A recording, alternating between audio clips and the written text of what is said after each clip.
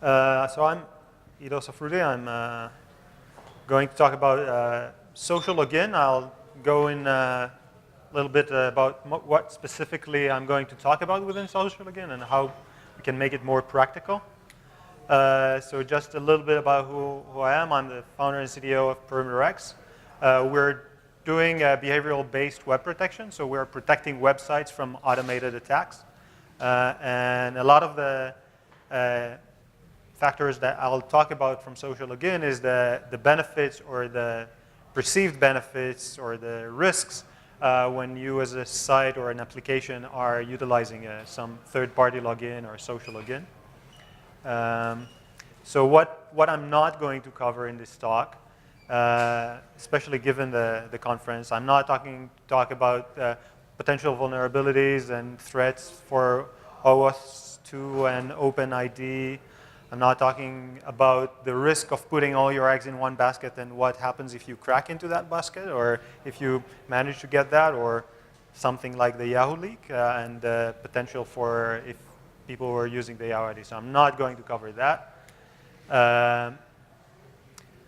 So how it all started, a little bit on motivation and why we should care about it and how we started looking at it at Perimeter X. So last year, one of our customers who we protect against all kind of type of brute force attack called us one day with showing this graph, basically showing, now what this graph should show is obviously the spike of accounts being created, where this is the average of accounts being created on the system used to be about 100, and suddenly it spiked to around 900 and kept there very steady.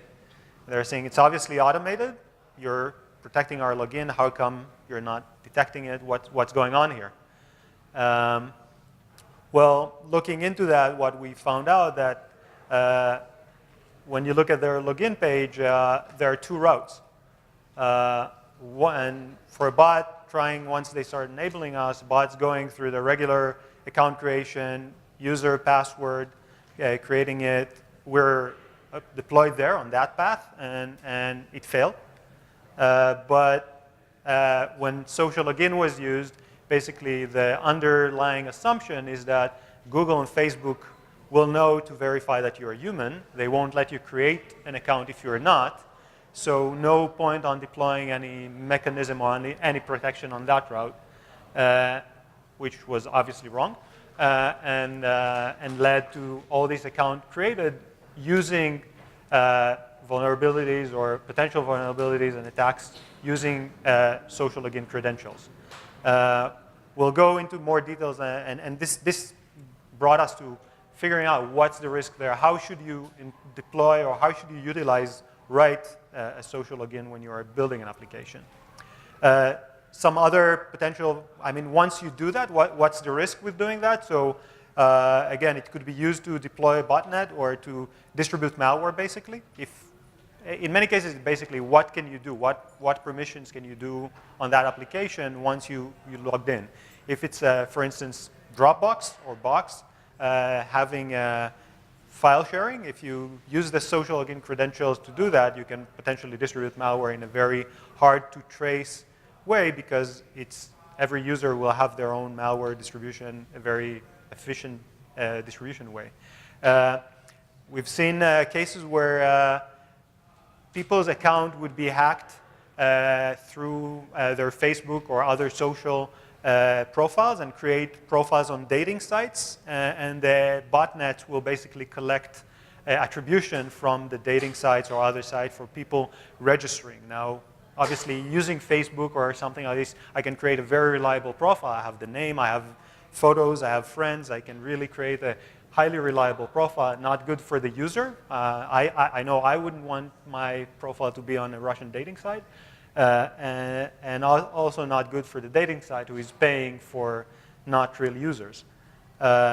Obviously, when talking about enterprise, I know in our company and in many other companies using Google login, for instance, as a single sign-on for all your enterprise applications, compromising that, again, a big risk.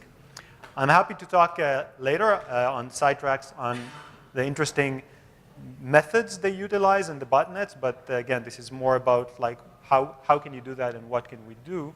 So happy to talk about it later. So let's take a step back and why do people utilize social login? So for the users, it's very, very helpful. It's a much easier mechanism. I control one place that I trust and use it to log into everywhere else in a trustworthy way. I don't need to manage passwords, and I feel like I can trust Google with all my credentials and identities. For sites, again, it's much better conversion, easier conversion. I don't need to go around that. Simpler registration, and it feels that it's more secure. I mean, I don't need to manage passwords and users and all that. I don't need to store all these credentials, and conversions are much higher. So for the user experience, for the product guys, it's a much easier way to get users. So let's start challenging that, and this is where things are turning on to be interesting. So we took here a site, and basically when you use that, you use it either to create a new account, if you want to help a user register, or if you already have an account, to just easier to sign in. And let's challenge these two options and verify what exactly do you get and what you don't. So in many cases, you get a trust by proxy. If you're vendor, Google, Facebook, Twitter, all these guys, I mean, you tap into a huge user base. They have some seal of approval also on the user. It's actual credentials. You're talking to a real user. You know that the email won't bounce back, so very good. You got that from it.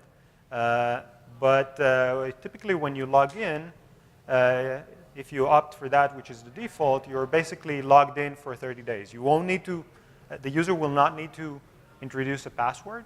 Will not need, even if there is a two-factor authentication, you won't need to factor it from that device, which means that from that point on, if I'm already logged in, when I'm using that mechanism of Google or Facebook or any kind of social login on my site, and the user is logging in, I don't know that he actually used the password, or it's not some malware or someone abusing this session and using an open session.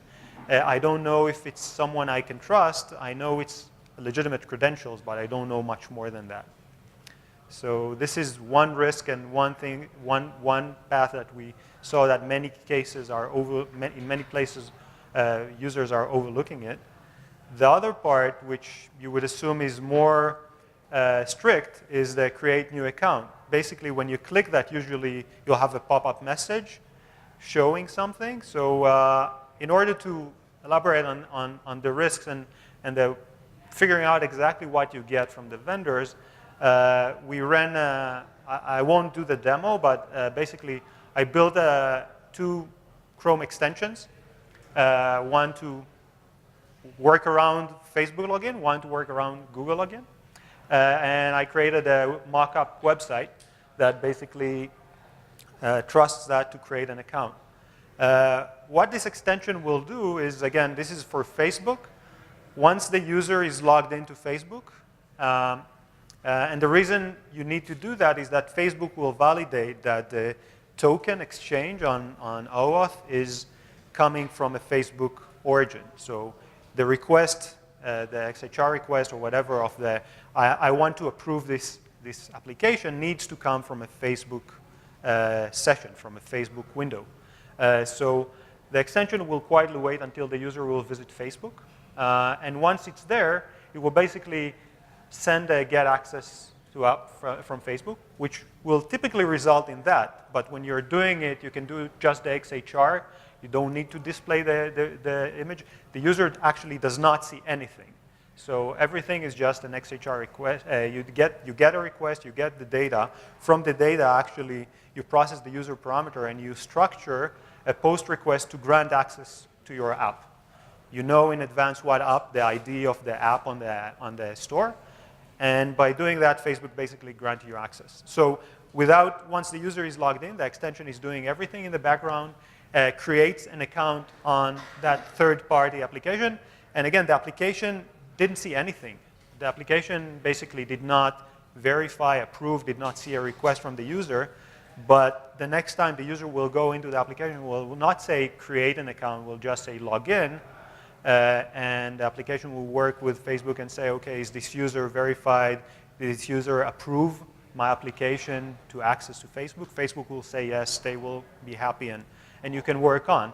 So using that, I can automatically, for instance, assuming it would be an application like a Dropbox and they won't have any additional security measures, I can, without the user knowing, create an account using the Facebook credentials, upload something, and do something on it. With Google, it's very similar. I'll get the access, see that. With Google, you may have multiple accounts. So if you have multiple accounts on that part, you need to click a button. Now with Google, unlike Facebook, they will actually need to show it in a tab. This tab could be hidden. It doesn't need to be in the foreground. So you can just open a tab in the background, and malwares will do that. You can simulate the click. You can just say, okay, I'll click the first user. I'll click, I approve this application. No verification that the user is actually seeing it or actually giving access. You get the access, same story all over again. So when talking about creating an account, which is expected to be a much more interactive, where a user actually grants access, even there you don't really get that. So I mean, the only validation of a human in this process is somewhere between the time where the internet was invented and the time where I asked for this grant. Somewhere there, the user created an account on Google or on Facebook. They did validate that. They will send a text message. They will validate your email address. They will do all that. But after doing that, no validation is done. So even when you create an account, you don't get any actual approval from them except the fact that it's an actual user. That it's an actual account, not an actual user. So I think the takeaway from our point was knowing that it's very important to understand what social login does not give you. It does give you the ease of use. It does give you the ease of registration, getting some validated credentials, but it does not mean that the user voluntarily wanted to do that. It does not mean that the person doing that is actually a human. It might be an automated script or botnet, as we saw, a list of botnet of browser extensions. So it does not protect the site. It does not protect the user. And basically, when you create an account on your site, does not mean that there was any human verification. It's not the social account creation. It's just for the social login. It's just a login. Now, is it a vulnerability or not? Can we expect the social login vendor to be more responsible? Well, I did contact Facebook. I did contact asking them about, like, hey, I managed to create an account without the user being notified, without any validation on your behalf. On doing that, basically they're saying, no, if it's a malware, you only can do that from within a browser. Basically, it's a Chrome issue. Chrome should protect you from bad extensions. Basically, send an email to Chrome. Open a ticket there on, is it a vulnerability? Is it something that you're responsible to? Now, this is a very funny thing, because on one side, this functionality is allowed in an extension to send XHRs and do all that. But it's also against the Chrome Web Store policy. So, I mean, is it allowed or not? Basically, pointing finger, everyone is saying that it's someone else's response to do that, basically leaving the response on the website. When talking to Google again and Google Chrome, again, it was even more confusing because neither of them took responsibility. And it's just there, and the fact is there are a lot of Chrome extensions and other browser extensions that are just utilizing that mechanisms and doing these kind of things of them. So to recap, what we've seen is that, again, social login is great for the things that it is providing, mostly for ease of use, and this is how you should consider that. It can also provide additional benefits. Again, with Google, you get two-factor authentication and things like this, but you need to be very cautious about what you don't get. It does not secure the user. It does not secure the site. And it only says that the credentials are right. So what can we do? How can we manage that? How can we help protect that? So one thing is, I think, especially in a forum like here and in groups, we can try and potentially demand the social login vendors to be more responsible, or to provide more capabilities for me as someone who is utilizing that to verify that when I'm enabling an application, it's not just popping a window where someone can automate the click in a hidden window or just send a message, even though the protocol, OAuth, or things like this will allow that, but actually be more responsible and do the validation. And we know that they're doing these validations because if you're going to your admin account on a Google application, they will insist for the two-factor authentication, and they will insist for you to type in the password, and they will insist and verify that the user is actually doing that. They know to track the mouse movement, that you're not doing it in the background. So they do have the tools to do that, but they're not necessarily exposing it. So for me as an application, if I want to say I want to verify that the user actually approved that, or for me as a user, if I'm managing my policy as an enterprise using Google as social login, as a single sign-on, I want to turn this policy on that basically forces the user or Google to validate that a user and a human actually approve that. So I think this is a great thing to do. Currently, they don't see that as part of their responsibility. So until they'll do that, or until we can get them to do that, then what can we actually do? So some of the recommendations, some of the things that we're doing on our own and helping our customers and everyone we're talking to is basically, so you should use credentials strictly as credentials. When you create an account, when a user logs in, enforce the same type of controls, logic, and protection that you would do when a user is actually just logging in. When a user is creating an account using a user and password, so again, you don't need necessarily to validate the email, but if you want to verify that it's a user, you may want to restrict some actions. So for instance, you may want to limit the amount of actions you can do when the account was just created. You can show a CAPTCHA. You can do things that will help you validate that it's actually what it is. The other thing is, again, tracking login and sign up rates from that. Regardless for that, it's the best practice in general. Have your anomalies. If you suddenly see that something is spiking from one type of things, a lot of account being created, a lot of account being abused. Again, there is a side track of all that, and most sites, if you created a user using a user and password, and with the same email, you can use Google to log in, Google credentials, or Facebook is using the same email, and somehow I got that, then basically, is it the same user or not? Most sites will just treat it as the same. So the fact that I have a password in the system, but I can log in through Facebook, Google, and maybe other on the same email, this is a potential risk, but these are things you can look about. Is someone using one method or the other? Some of the things that helped also in cases that we've seen, looking at the origin. Sometimes, again, if you're doing it through an extension or something like this, you will see that the origin of the request or the referrer may be something that is not the typical route of a login. Typically, in the login page, you won't expect the login to come from a different domain or for someone doing something directly there. It's available on your access log, Splunk, or whatever method you're using, especially on sensitive actions like login and account creation. It's very important to verify, is the referrer, is the origin of their request something that makes sense. Again, forms loading within iframes. This is another trick that we've seen done, again, because of the source in Facebook, because in many cases, using things like CSRF tokens and things like this to verify that the user is actually going through your site and not abusing this mechanism to create an account without actually visiting your site. Part of these risks are extremely dangerous, so you can do that. You can do basic things on your site like X-frame options, so you won't allow your login page to be an iframe in another site. Compare the top object to self object in JavaScript to verify if you're running within an iframe or things like this.